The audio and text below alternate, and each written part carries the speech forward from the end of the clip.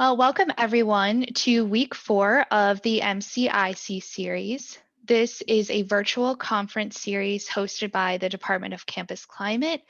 We also have a team of folks that have helped us create this conference and are also working throughout the entire month to help make this continue to happen.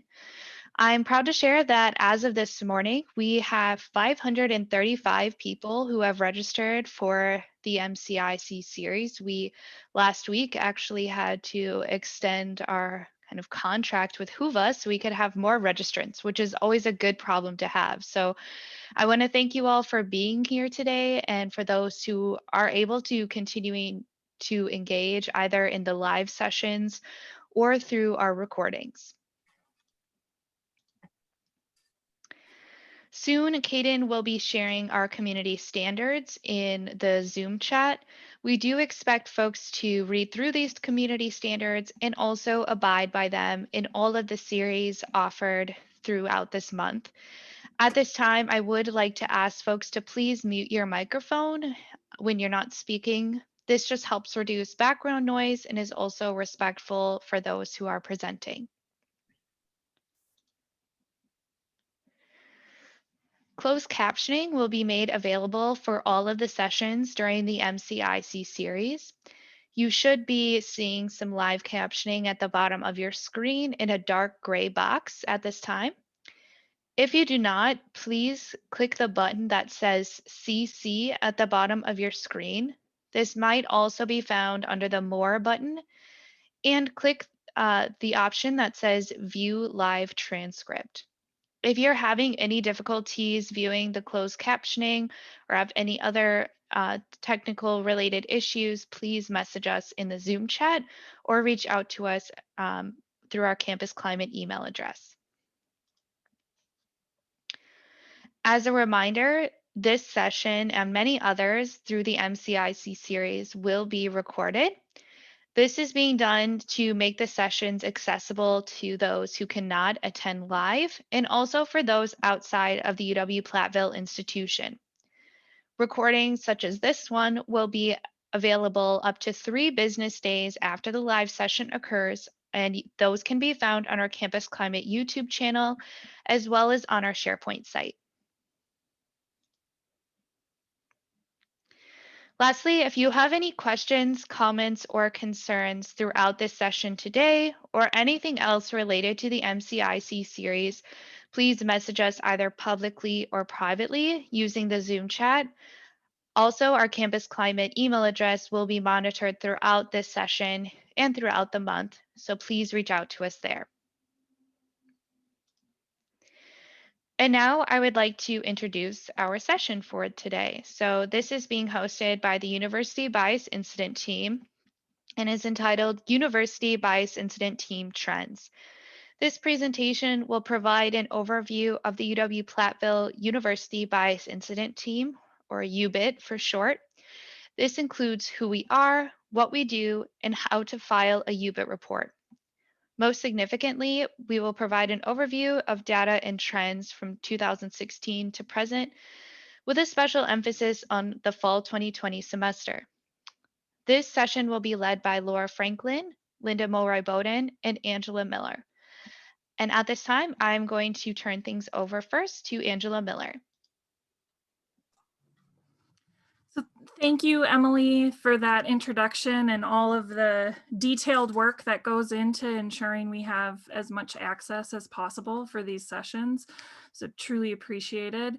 I have the lovely privilege of introducing Laura and Linda and talking a little bit in that introduction about why UBIT's important. So one thing I really wanted to ensure to point out for this group and for this conversation is I think it's really critical that we understand a national, regional, and then a UW-Platteville perspective in terms of bias and hate. So UW-Platteville, whether we're talking about the main campus, branch campuses, all campuses, we don't exist in a vacuum, right? So we're part of the Midwest, we're part of Wisconsin, we're part of the United States.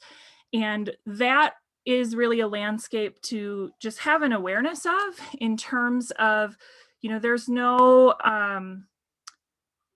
small amount of examples we can see in terms of bias and hate nationally, of course, but also, you know, within this region, within the Midwest, and you know, even within our spaces and our footprints. Specifically, if you look at just over the past year, right, we saw Black Lives Matter, we see racism against Asian communities, the murdered and missing Indigenous women, the violence against trans communities. I mean, there's such a huge plethora of examples. And the reason I bring that up is to really paint the picture of why there's a critical importance for us to take our bias and hate reporting and responses very seriously on our campus. So what we understand and what we acknowledge is, even if we're talking about microaggressions, those unchecked, right, build and grow and create climates that are hostile, create climates that drastically impact our collective ability to have equitable education on our campus. So again, just underscoring how absolutely critical it is for us to understand those various backdrops in which we all exist in and this work exists in.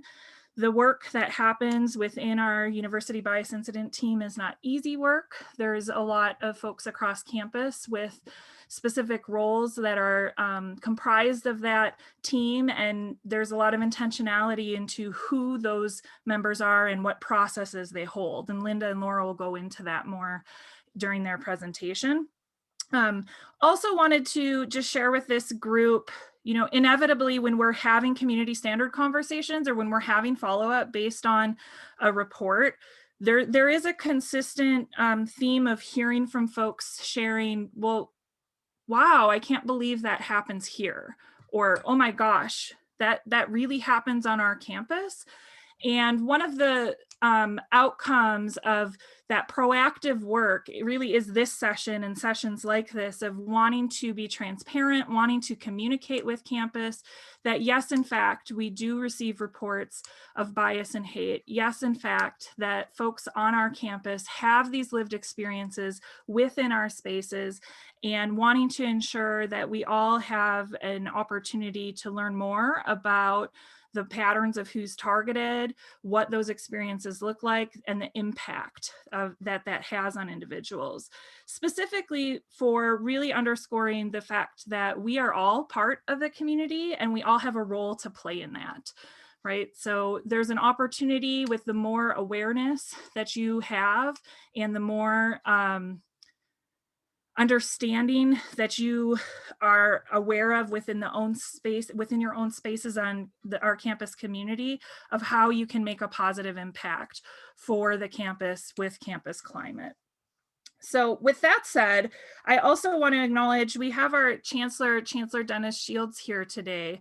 And I asked Chancellor Shields to come specifically to talk a little bit with this group and the folks watching the recording on why addressing bias and hate is important for our campus. So Chancellor Shields, I'll hand the mic over to you. Good afternoon, everyone. I speak from a number of different perspectives on this. To start with, it's that I'm someone who is African American, who spent his growing up years in rural setting in Iowa. Very early on in my experience, I became aware that I was experiencing things that most of my peers were oblivious to. Some of it right in the community, and some of it when I ventured outside of that community.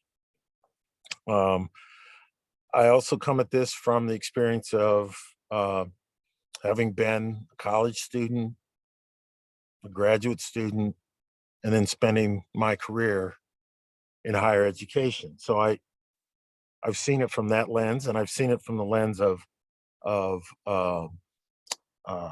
small rural liberal arts college to a large university town, significant university town, to university that was much closer to an urban area, much more diverse than Platteville, to a university in the South, to a law school in a large major urban area, and then an urban university in New York, and finally Platteville.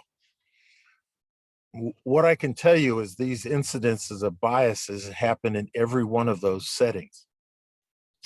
And I would urge everyone to think back to just over a decade ago, a couple of months after I arrived, we had, in the span of a month, 28 instances of racist or homophobic graffiti on our campus.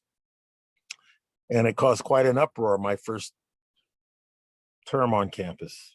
And one of the things that I discovered is we had no way of dealing with an individual instance, let alone a series of instances like that.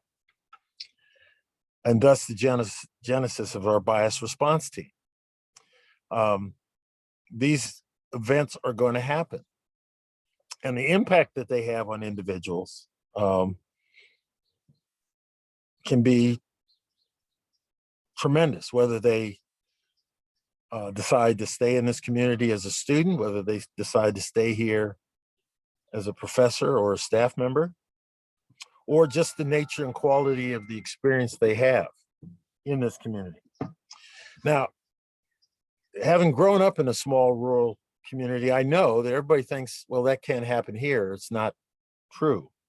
And over the years, I have experienced these events myself. And for the first 4 or 5 years, I never raised the issue of the mail that I got or the experiences that I had or my wife had in this community.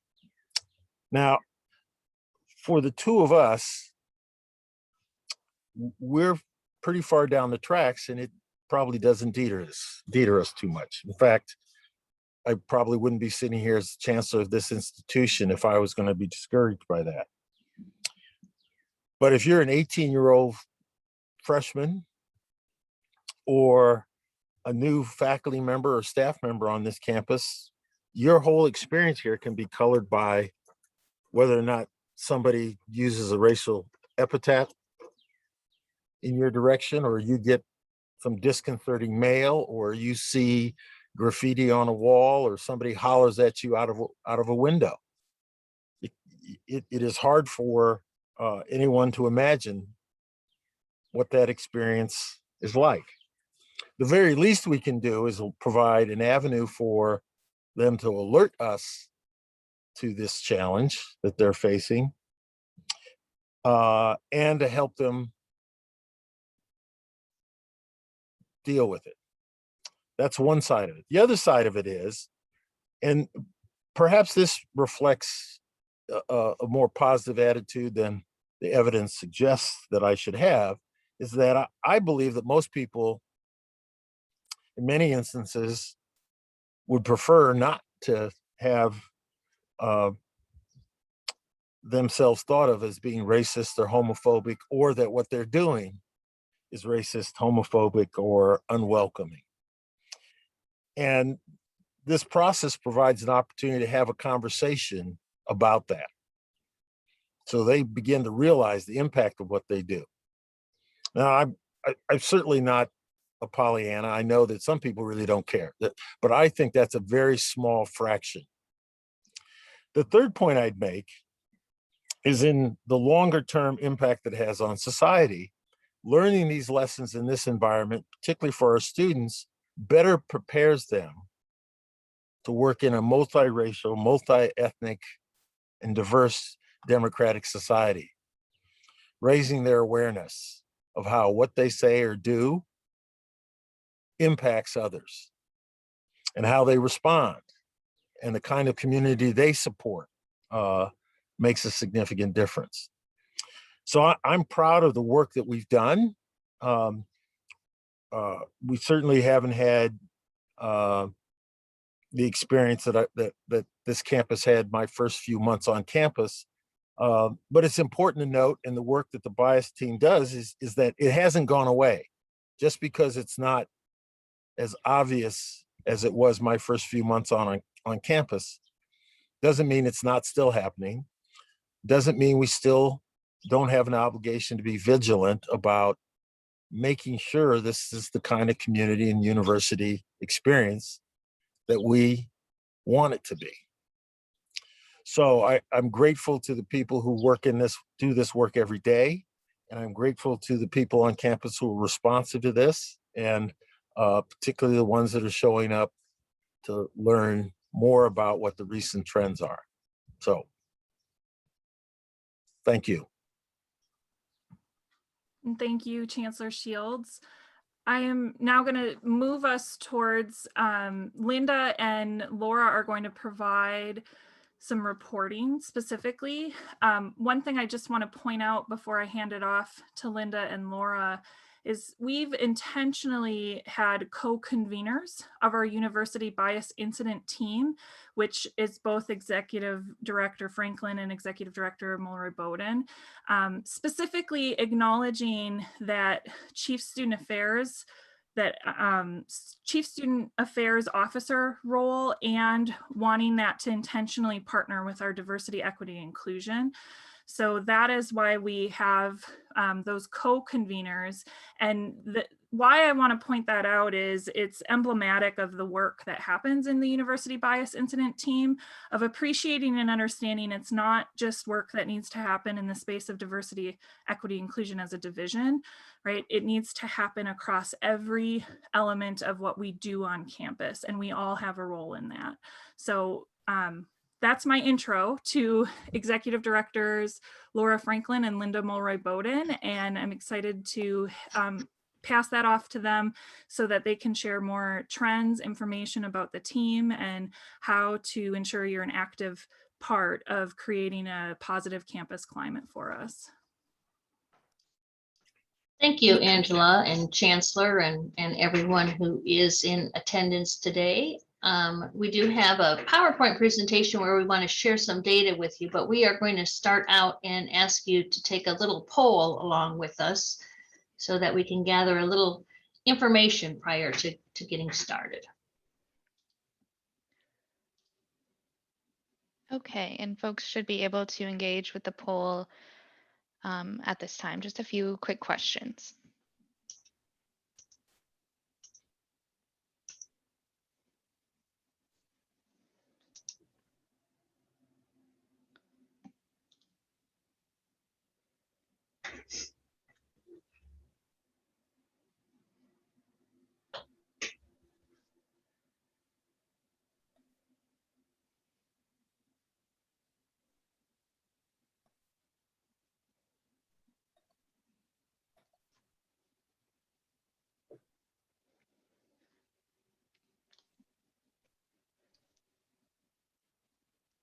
I'll keep it up for about 20 more seconds, and then we'll go ahead and close it.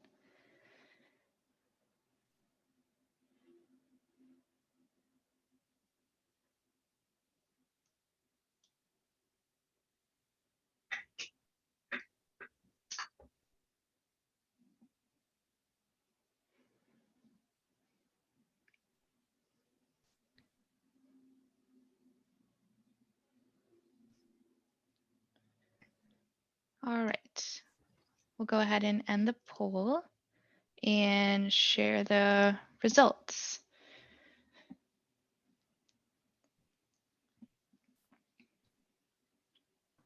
Well, thank you so much for participating. That's very helpful, and I think that will guide some of our time today. I'm really glad to see that folks are feeling really comfortable with what is hate or bias incident, know about the team, 90% know where to file a report. And so I think we want to kind of focus on some of the trends on campus, which I know is why you're all here today as well. So I am going to start to share my screen.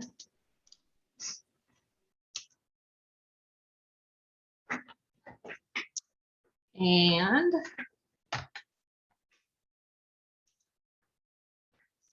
This is just kind of our general definition of what is the University Bias Incident Team. Oftentimes we call ourselves UBIT. It's a group of campus representatives. We'll talk about who those folks are next, and committed to supporting students, faculty, and staff who have been affected by a biased incident. Incidents of bias can affect anyone on campus. They could be directed at groups on the basis of race, gender, sexual orientation, or religion, among other factors. And they can affect different populations on campus, such as students, whether living in the residence halls or off campus. Whoops. Faculty, staff, and visitors. So, and I would say we do see all of those things throughout the year. Linda, do you want to talk about the membership? Sure. So this next slide indicates who is currently a part of our membership of the University Bias Incident Team. I would say that we meet every Monday from 3 till 4 o'clock. We're currently meeting via Zoom. What I would tell you is that you'll notice, I'm not going to go through everybody's name, but you'll notice some of the areas that are representative on our particular team are the Dean of Students. We do have, of course, Campus Climate Coordinator, Residence Life. We have University Police, Diversity and Inclusion, all the different areas that would intersect in some way or another related to issues of bias. As a team, we're here representing our areas, and we are here to not to create a policy, not to create an outcome, but to recommend a way forward and to follow up on that. So we generate discussion among our team, and this is the particular group that gets together every Monday.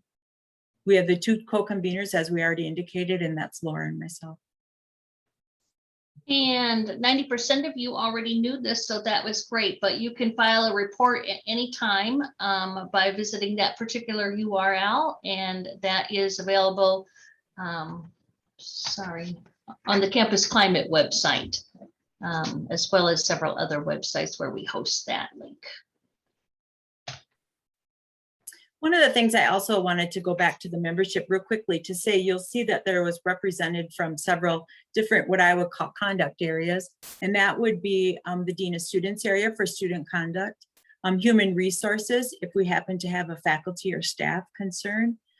Also campus police are part of our team. So if there is something that needs to be forwarded through, whether it would be through a chapter 1718 violation, UW system chapter 1718 violation, or if it's through legal recourse, this would certainly become a part of the process. We also do represent the branch campuses as well. So some of the FAQs about filing a UBIT report: anyone can submit a bias incident report, staff, faculty, students, and visitors. It can be submitted anonymously. One point to say about submitting a report anonymously, while we certainly will accept it, it does make follow-up more challenging. It gives us less ability to talk with someone, to gather details, etc. But we certainly also acknowledge the difficulty and the challenges in reporting a biased incident. So we certainly do accept anonymous reports. People can file reports on behalf of someone else. You should file a report even if you're unsure if it's an incident of hate and bias. We will do the vetting to determine if it is in fact an incident of hate and bias. Even if it isn't an incident of hate and bias, that doesn't mean that it's an appropriate incident or a legal incident or whatever. We will certainly follow up with an incident as appropriate, even if it isn't a hate and bias. We will send it to the appropriate office. And I already indicated we serve all 3 campuses. Okay, so we're going to get into some trends now, and this is from 2016 until the present. And one incident could reflect multiple locations or identities or forms. And all of the data today is going to be through December of 2020. So encompassing the fall term, but not looking at any of the data that is currently taking place for the spring. And so this is kind of, you can see a little bit of a trend here. Talking about the actual number of incidents by volume. And then again, the last one, that gold one, is only for the 1 term, whereas the other ones are all for the full year.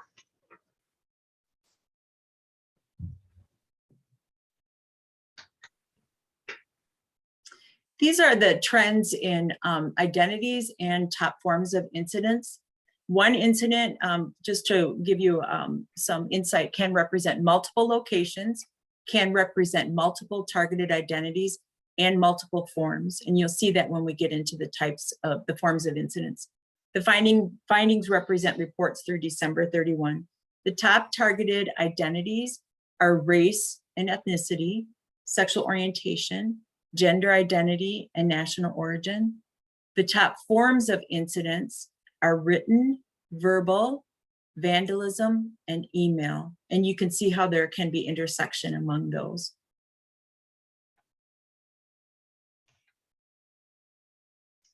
Now we're going to look just at the fall of 2020 and some of the findings. We had 23 reported incidents in the fall. The top 2 identities that were targeted were race and ethnicity and sexual orientation. That fits in with the trends we've seen since 2016. 74% of reported incidents took place off of campus or in another location.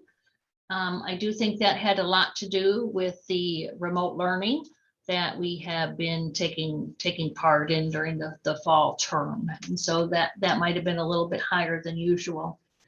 The top 3, verbal, written, and social media. Social media was definitely a little bit stronger or higher during the last term. And actually 70% targeted race and ethnicity. That's not too surprising considering what has been going on nationally. So what we would, and I do want to throw out the caveat of these are our reported incidents. When I say that there were 21 incidents at Platteville, what I'm saying is there are 21 reported incidents. There certainly were more incidents of bias at all 3 of these campuses. So we have 21 incidents reported at Platteville. Whoops. We have 2 incidents at Baraboo-Sauk County, and we have 0 incidents at Richland Center. And these findings represent reports from July 1 through December 31st. Okay, and this is the fall reports by specific location. And so other was on there as the highest. I believe a lot of that was social media. And then there was off campus, university buildings, residence halls, and university grounds. And so again, I think we had a lot of trending due to our being such a remote learning campus in the fall. Mm-hmm. And again, targeted identity. One incident can represent multiple locations. Targeted identities, again, in forms. And you can see here the breakdown going across. Clearly, race and ethnicity was the leader, followed it closely. I'm not going to go through all of them, but pretty close between sexual orientation with immigration status. Not much difference between that, between sexual orientation and immigration status, with sexual orientation at 5 and immigration status at 2, with many in between.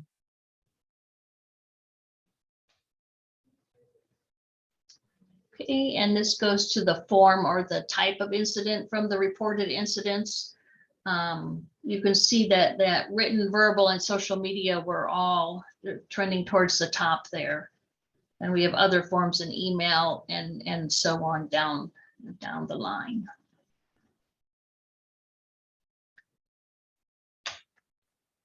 So we really do believe that having a safe campus isn't any one person's responsibility. Having a campus that's welcoming and inclusive isn't any one office's responsibility. It's all of our responsibility.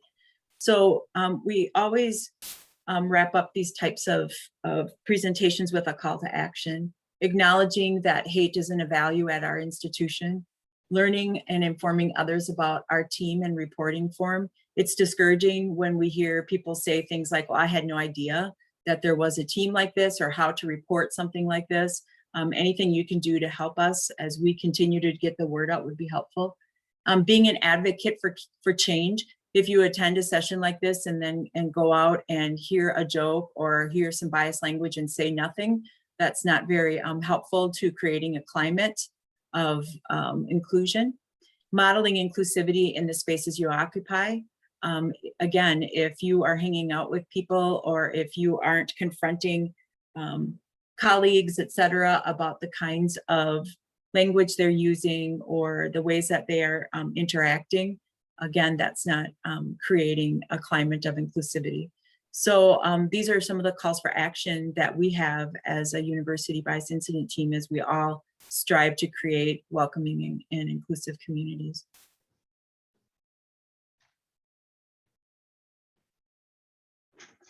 This is just kind of a screen with more information and some contact information.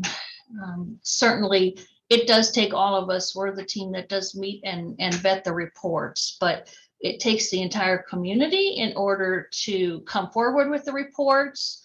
A lot of us are spending time working with students or those staff or faculty who have been impacted and supporting them and encouraging them to turn in a report. And so it really does take all of us in order to make the report and to help to make the campus a safer place for everybody. I would add too that I think that there's, Chancellor Shields talks a little bit at the beginning about when he was first here and some of the things that have happened in the residence halls. And I think also about campus, et cetera. And we've talked about this too, that things happen all over our campus, in classrooms, in residence halls, in the spaces walking to and from classes, all over in different locations. And again, I think people are surprised when we say that.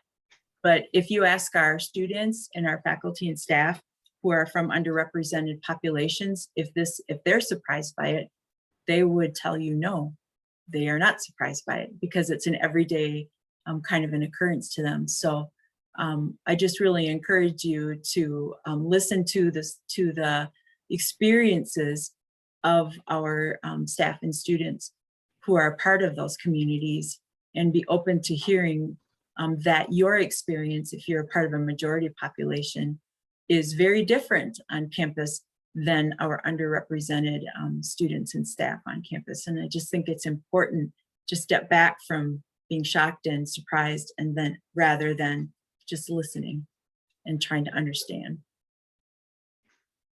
I think I would take a moment to talk very generally about some of the kinds of reports we received this semester. I think folks are often curious about that. And we mentioned we saw an uptick in social media kinds of reports. When campus first went remote learning, and when students first went home, and Black Lives Matter and George Floyd, and there was just lots going on in the country. There was the election and lots going on around that. And we saw a real uptick in social media kinds of bias and hate, where students were doing a really nice job of letting us know that other peers and other students were saying inappropriate things on social media. So that was happening quite a bit last term.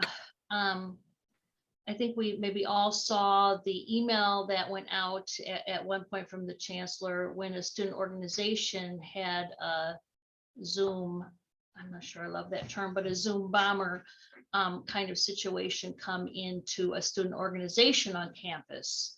That was particularly egregious and harmful and hurtful situation. And then in the classroom, we've had a decent number in the classroom as well. It has been inappropriate language being used. I would certainly encourage folks to think about what they want to present that day. It seems like sometimes when someone goes off the cuff and starts presenting on information that they hadn't intended to present on, we see some of this bias and inappropriate language start to be used. Pronouns, it's just very important that folks use the pronouns that students are asking to be used. So that seems to come up almost every term in the classroom.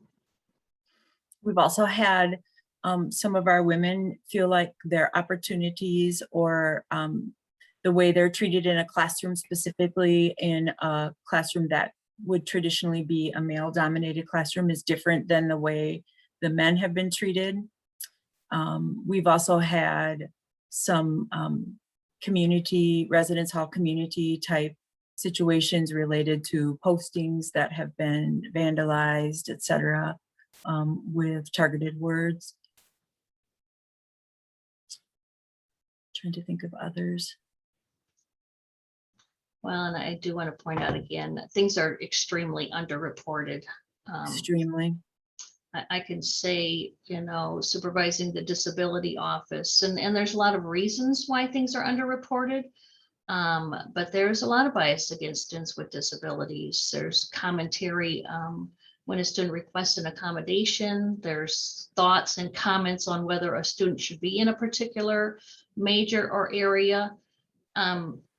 Of course, an instructor is always holding power over a student's grade, but in the case of a student with a disability, they're also holding power over the student's accommodation. And so it's very, students have a lot at stake if they decide to report an act of hate or bias when they have a disability. So things are very underreported on campus. In addition, there's language that I think people are pretty accepting of, the B word targeted towards women, that I think people just don't even think of as bias and don't report, calling out towards women, making comments on their body as they pass by. We're seeing more and more of that reported, is targeted. LGBTQ language, you know, that's so gay, or using the F word is targeted, and we don't hear, you know, students are pretty accepting of that language, and that is underreported.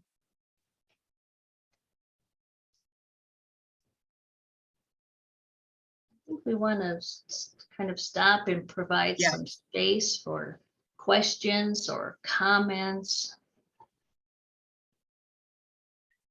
I see in the chat there's some questions and comments about the written versus social media, and I think that was clarified that people may select either on the report. Sometimes social media is written, sometimes it's a video, or it's you know, picture, etc. But I think it does make a great point. There's a lot of intersection among the different things that people can select. So it is hard to vet through some of that. It is a really good point about that. If you select social media, it may also be written. If you select email, it may also be written. So there is some carryover certainly in those categories, and it's difficult to say which one is really the lead over the other.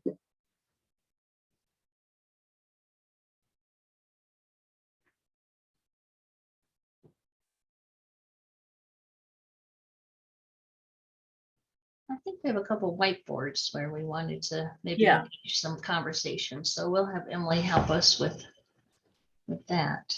Yeah.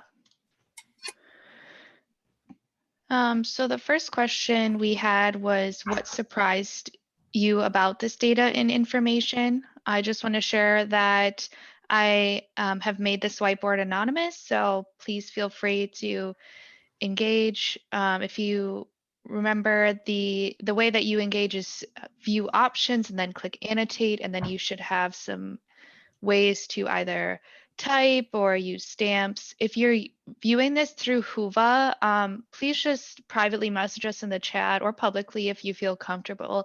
We know that sometimes Whova and Zoom don't like to talk to each other when features get advanced to this level. So just want to provide that before folks start responding.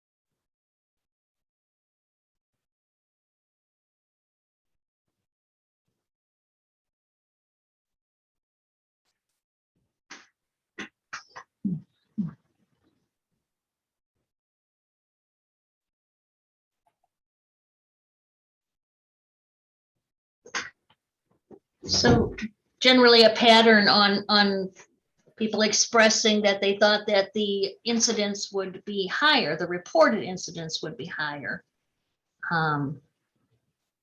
Anyone do we want to have a conversation about that? What are some reasons why we think that the reported incidents weren't higher this year?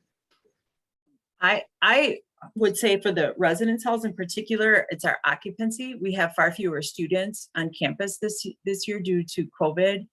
We're at about 65 to 75% occupancy. I would suggest that that may be a reason.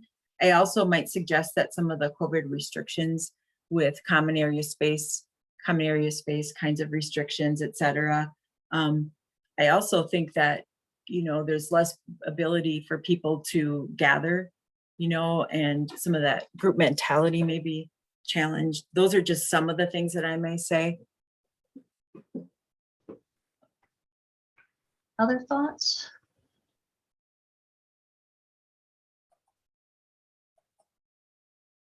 I do like the post-election.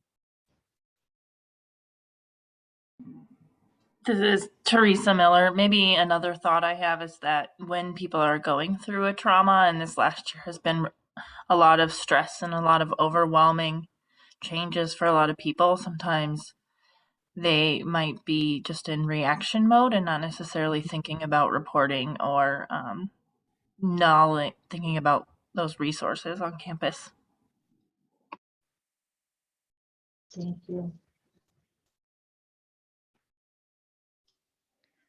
And this is Emily. I think to expand off of what Teresa said, also a lot of what we're hearing and what we know to be true is that people are just trying to get by. And so students trying to shift to, virtual learning space, just trying to even navigate that, let alone all of the other stressors, and then what might be happening in that virtual learning space. If bias is occurring, maybe it's like, I just need to get through this semester and get a passing grade, and that's my focus right now.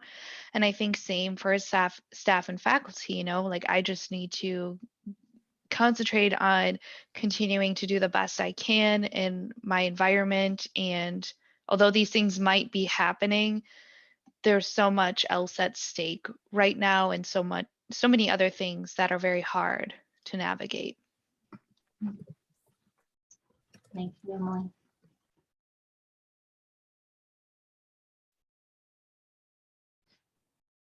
And if you're like me, the more I see us saying that, the more concerning it is to me that, things really are being underreported.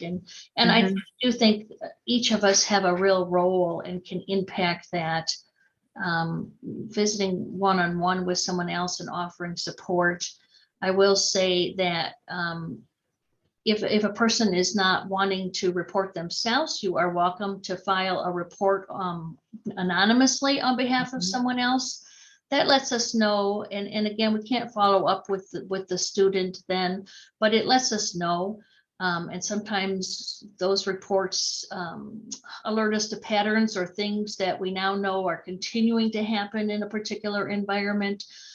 There's still some things that we can do sometimes, even when the report, the victim is anonymous. So please don't hesitate to reach out and ask. Anyone on the team would be happy to talk you through some of that. But certainly we appreciate reports that faculty or staff or other students file on behalf of a peer or colleague who does not want to report. Right. I think so this is Deirdre from the Counseling Center, and I think I'm gonna probably mimic some of the things that are coming up here in terms of the whiteboard, but I do feel strongly that in any formal institution, any formal structure, there's fear that's connected with reporting. And that fear is not only about retribution, but that fear is about getting the conversation going, having people be alert to it. But I do think we have that in our situation as well, that there are fears that students and others report on a very regular basis that they're not sure. Will something be done? what can be done? Will it have any strength behind it? And so anytime you report something, it is a significant risk.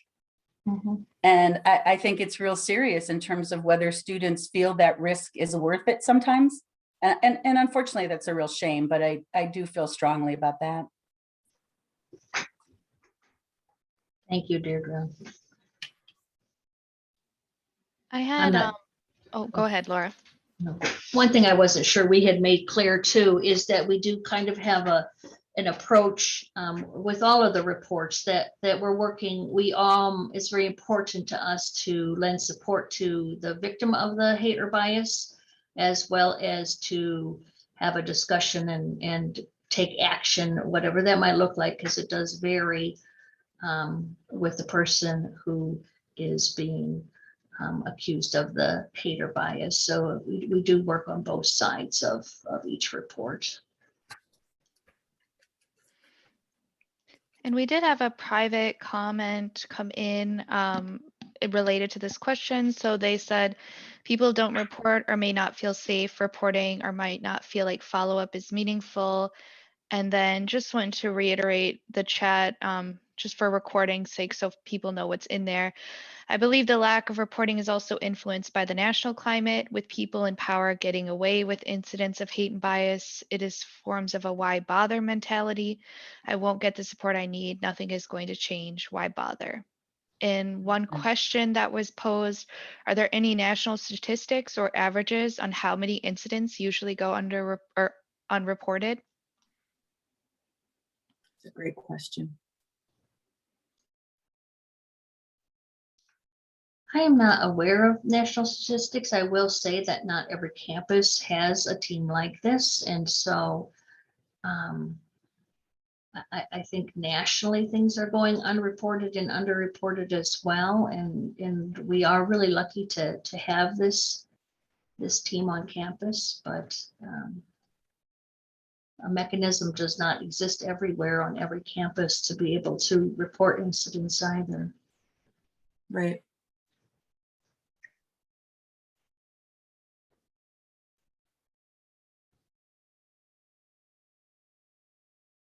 Any other thoughts here before we maybe move on to another whiteboard, or questions or comments?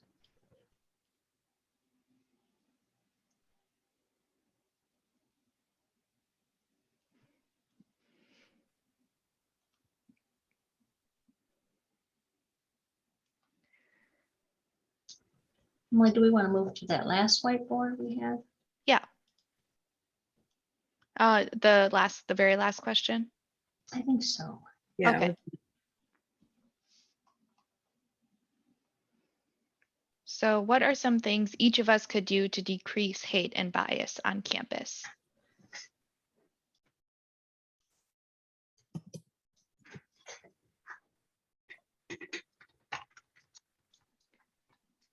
And as people are thinking and typing, I'm just going to go ahead and verbalize the chat again. Kaden offered an answer to the question regarding stats. I'm not sure about national statistics or averages for unreported incidents. We could likely extrapolate some data similar to sexual assault statistics, i.e. less than 2% of reports. Move ahead to prosecuting perpetrators. However, based on university surveys, it is estimated that 1 in 4 or 1 in 5 women will experience sexual assault throughout their college career.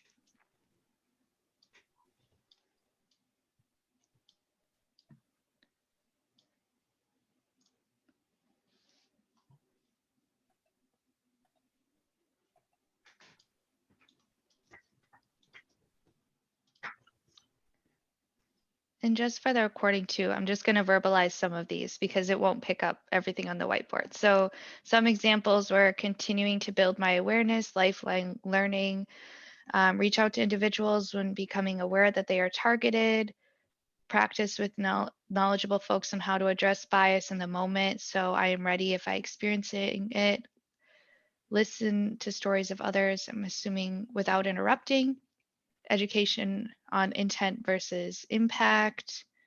So just a few examples. Some really great examples. Someone said promote the hate is not a UW-Platteville value. We still have swag available through Campus Climate, tech tattoos, and some other swag. If anyone is interested or wanting any of that.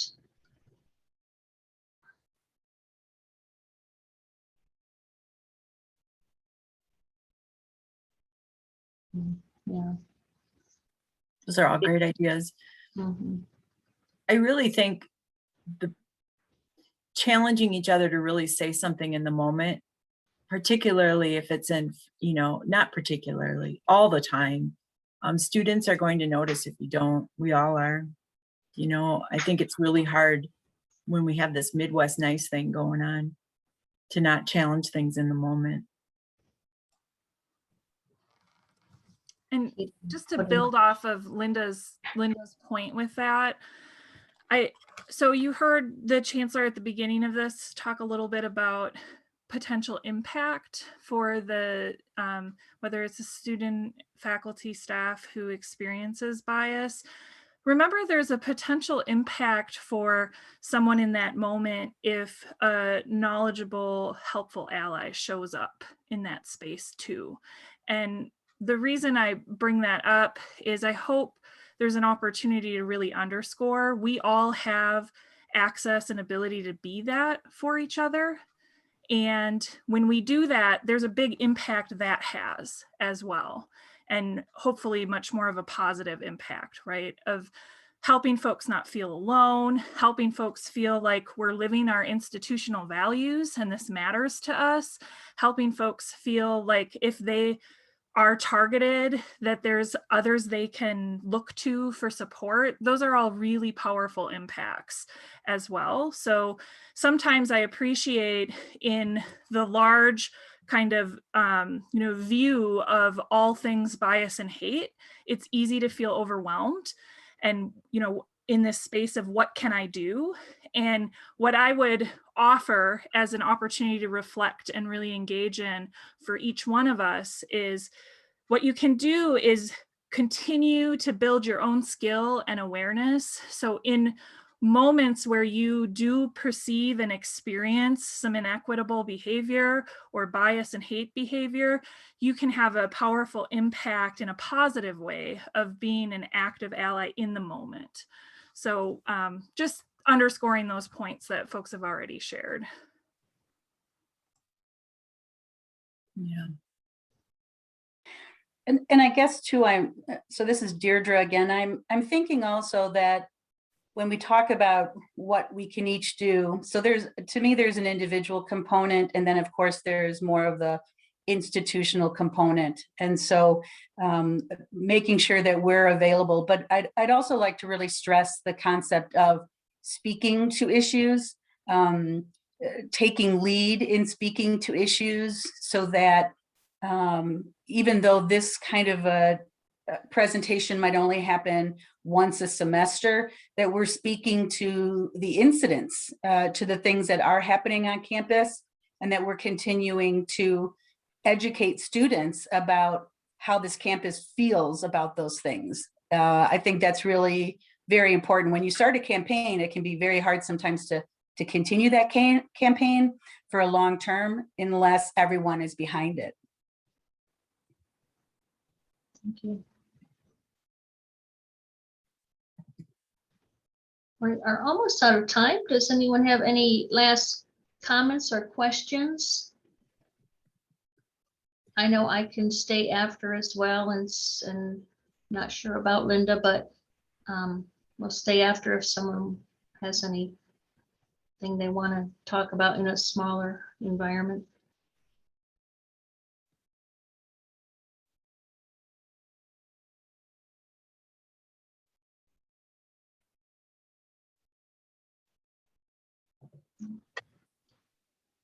Thank you everyone for coming. Yes. Yeah. Okay. Thank you for coming, and please let us know if there's anything we can do to provide any resources or answer questions or offer any additional support. Thank you. Thank you. Thank you so much. Thank you. Laura, I do have a 1 o'clock meeting. Okay. Looks like everybody's jumping off too. Okay. Dang, everybody bailed fast.